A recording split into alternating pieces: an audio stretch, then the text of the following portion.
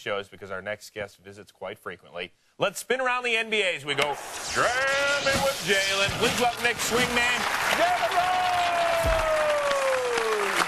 What's happening? What's happening? How you doing, buddy? What's going on? I'm real good. I'm real good. How you guys doing? We are doing well. Now, Jalen, it's that time of the year, like Jim Morris said, playoffs. Nice. We're going to start I'm excited. Because it is playoffs. We groomed you. We made you big time. Absolutely. Thank you very much, Best Damn Sports Show family, for putting a little media hair on my chest. Got a big-time opportunity with TNT, which was a good look. Hey, this ain't crossfire, Negro. Let me get the Spurs series. No, because I know you about to take a stab at me. You go to TNT. But I got my bulletproof vest. I'm ready. I'm ready. You go to TNT, and then you got to go to Network, dog. That's where the big time is. And then when they fire you, you can come back to us. You know, that show has breeded a lot of TV personalities, obviously you guys included. So I'm really happy to be a part of the show and to be treated like family. All right, for people that don't know, Jalen, you were doing sidelines for the first round of the NBA playoffs. Did you enjoy it? I mean, was it something that you liked?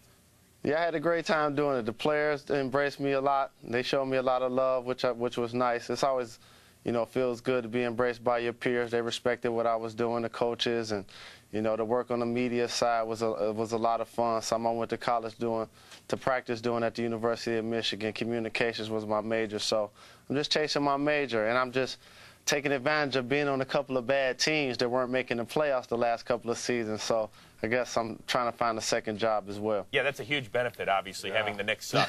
I mean, most guys, when the season's over, they get a chance to take vacations and get tans and drink pina coladas and stuff like that. My season isn't over until the champion is crowned. Dude, who's getting tan in the NBA? The Lakers got tan the other night. No, but you know what, Jalen? For those people that may not have seen you in action, let's show everybody one of our favorite clips of Jalen Rose from TNT. They basically fly under the radar like a team that gets no respect. The kind of respect that'll make Rodney Dangerfield jealous. Here's a team that probably don't have a player on their team that will lead the league in jersey sales. Probably not a team on the league who has 4 All-Stars and things of that nature. But at the end of the day, I'm pretty sure that Nick Van Exel, they find a way to get it done with a quiet efficiency. Wait. Let's see that one more time. One more time, because you're talking about no respect. I mean, they are taking bets on how many times they're going to hit you in the head. And you just keep flowing. Keep going, Jay. That's the Detroit in me. I didn't blink. I didn't stutter. And Nick is my man, so I'm a rookie. That's only right. They're going to haze me a little bit, but it comes with the territory. It's all good. It's all good. So, yeah, that was Nick Van Exel. Did you say anything to him after the game? The only thing I said to him after the game, and I said it to him after the last couple of games, is ever since he did that, he hadn't made a shot. So hopefully he can make a shot this series and get back going like he was going in Game 1. Let's see the shot he made on your head. This one hit you in the back, okay? You still roll with it. Then you realize you had a towel on your head. Then he throws it again. He got you good. All the way around your grill. Now let's talk about the vision, the eyes in the back of my head. I actually even said who it was, Nick Van Exel, and then kept going. Now, what about that? Now, you guys trained me well. You guys trained me well. Thank you very much, Best Damn Sports Show. Well, Jalen, in that clip, Van Exel threw one less towel than Kobe took shots in Game 7 of the second half. What? Hey, now, hold on here. Those are just the facts, folks. And then he and Charles Barkley are going back and forth. Where do you stand on this whole issue of Kobe Bryant and his performance in Game 7 and what's being said between he and Chuckster? Well, I know when you Kobe Bryant, you're best damned if you do and you're best damned if you don't. If you take 35 shots in Game 6 and you score 50 points, there's somebody like Charles said that, oh, he took 15 shots. The 15 shots that he missed led to fast breaks. If you only take 3 shots in the second half of a Phoenix game where you actually were getting blown out, then people are gonna say that you were hogging. Why are you taking so many shots in a blowout game? So really, he can't win in that circumstance. The bottom line, the better team always wins in a 7-game series. They had their opportunity in Game 6 on a long rebound, a kick out to Tim Thomas where he knocks down the 3-pointer. That was the series. For those people that feel like, oh, Kobe tanked the series, he wasn't tanking the series when he went down and made a shot to tie the game up in Game 5.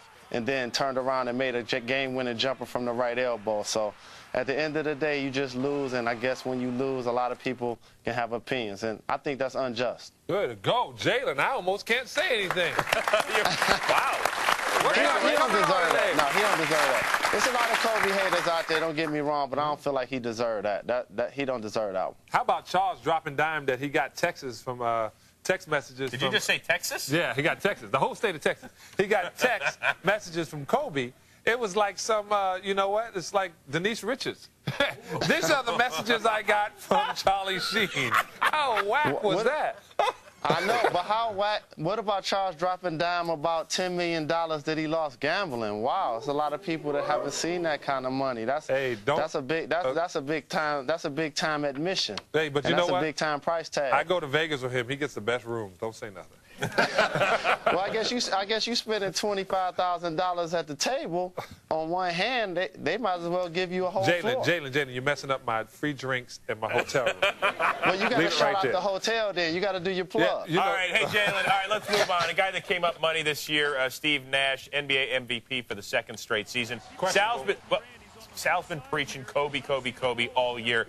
Basically, you know, due to his performance in the postseason. Doesn't Nash deserve this thing? I think there were a lot of viable candidates. This probably was going to be the closest vote that you can find in recent history because you have Steve Nash, the premier point guard, the only guy in the league to average over 10 assists. They're doing without Amari Stoudemire. They get to the #2 seed in the Western Conference, which was a great accomplishment, and also the guy that won it last year.